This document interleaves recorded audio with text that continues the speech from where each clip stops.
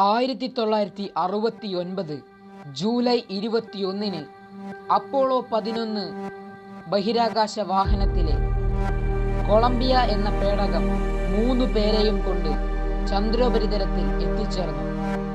ആ ദിവസമാണ് ചാന്ദ്രദിനമായി നാം ആചരിക്കുന്നത്.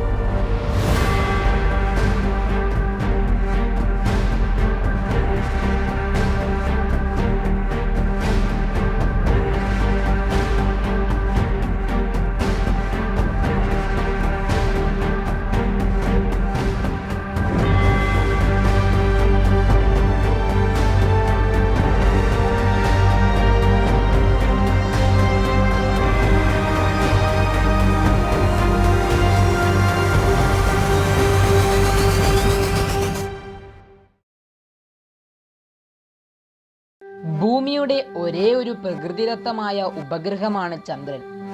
ഭൂമിയിൽ നിന്നും ശരാശരി 3,84,403 കിലോമീറ്റർ ദൂരെയാണ് ചന്ദ്രൻ സ്ഥിതി ചെയ്യുന്നത്. ഭൂമിക്ക് ചുറ്റും ഒരു തവണ പ്രദക്ഷിണം ചെയ്യാൻ ചന്ദ്രന് 27.3 ദിവസങ്ങൾ വേണം. ദൂരദർശിനിയുടെ കണ്ടുപിടുത്തമാണ് ചാന്ദ്ര നിരീക്ഷണ രംഗത്ത് കുതിച്ചുചാട്ടം വരുത്തിയത്. ഗലീലിയോ ഗലീലി എന്ന ശാസ്ത്രജ്ഞൻ ദൂരദർശിനി ഉപയോഗിച്ച് ചന്ദ്രനിലെ പർവ്വതങ്ങളും ഗർത്തങ്ങളും വീക്ഷിക്കുന്നതിൽ വിജയിച്ചു. ശീതസമരകാലത്ത് അമേരിക്കൻ ഐക്യനാടുകളിലും സോവിയറ്റ് യൂണിയനിലും ഉണ്ടായ ബഹിരാകാശ യാത്രാ മാത്സര്യം ചന്ദ്രനെക്കുറിച്ചുള്ള വിശദമായ പഠനത്തിന് ആക്കം കൂട്ടി. 1959 സോവിയറ്റ് യൂണിയന്റെ ആളില്ലാത്ത ശൂന്യാകാശ വാഹനമായ ലൂണ 2 ചന്ദ്രോപരിതലത്തിൽ ഇടിച്ചിറങ്ങിയതോടെ മനുഷ്യന്റെ ചാന്ദ്രയാത്രാ സ്വപ്നങ്ങൾക്ക് ജീവൻ വെച്ചു.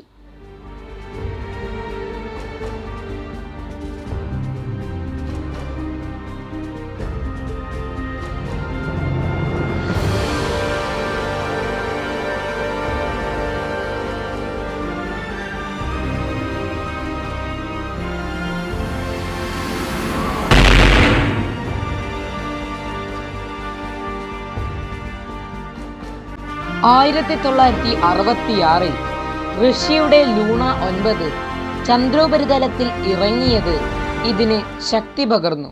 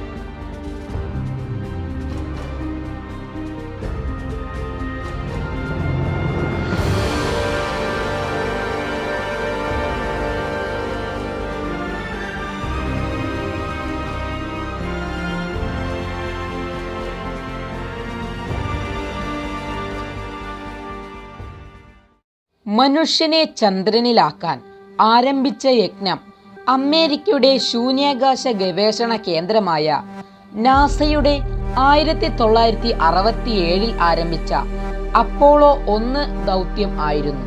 1967 ജനുവരി 27 തുടങ്ങിയ അപ്പോളോ 1 ദുരന്തമായി തീർന്നു.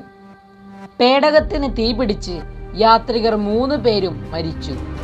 എന്നാൽ അപ്പോളോ 4 മുതലുള്ള പരീക്ഷണങ്ങൾ വിജയകരമായിരുന്നു.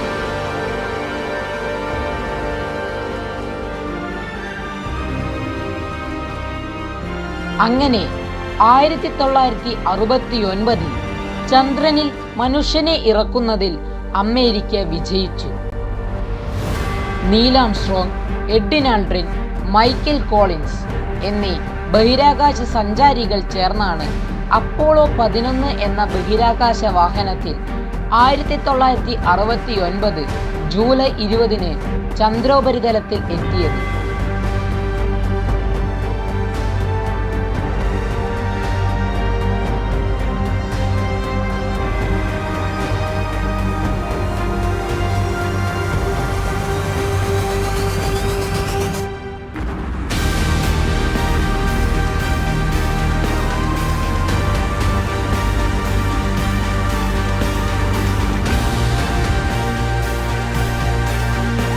ജൂലൈ 21 വാഹനത്തിൽ നിന്നും ചന്ദ്രോപരിതലത്തിൽ ഇറങ്ങി നടന്ന ആംസ്ട്രോങ് ആദ്യമായി ചന്ദ്രോപരിതലത്തിൽ കാലുകുത്തിയ മനുഷ്യൻ എന്ന നേട്ടം കരസ്ഥമാക്കി. ചന്ദ്രനിൽ കാലുകുത്തിയ രണ്ടാമത്തെ വ്യക്തി എഡ്വിൻ ആൽഡ്രിൻ ആണ്. മൈക്കൽ കോളിൻസ് അവരുടെ കൊളംബിയ എന്ന വാഹനം നിയന്ത്രിക്കുകയായിരുന്നു. ഒരു മനുഷ്യനെ സംബന്ധിച്ചിടത്തോളം വളരെ ചെറിയ ചുവടുകൾ, പക്ഷേ മനുഷ്യരാശിക്ക് ഇതൊരു വൻ കുതിച്ചുചാട്ടമാണ്. ആംസ്ട്രോങ്ങിനാൽ തന്നെ വിശേഷിപ്പിക്കപ്പെട്ട ഈ സംഭവം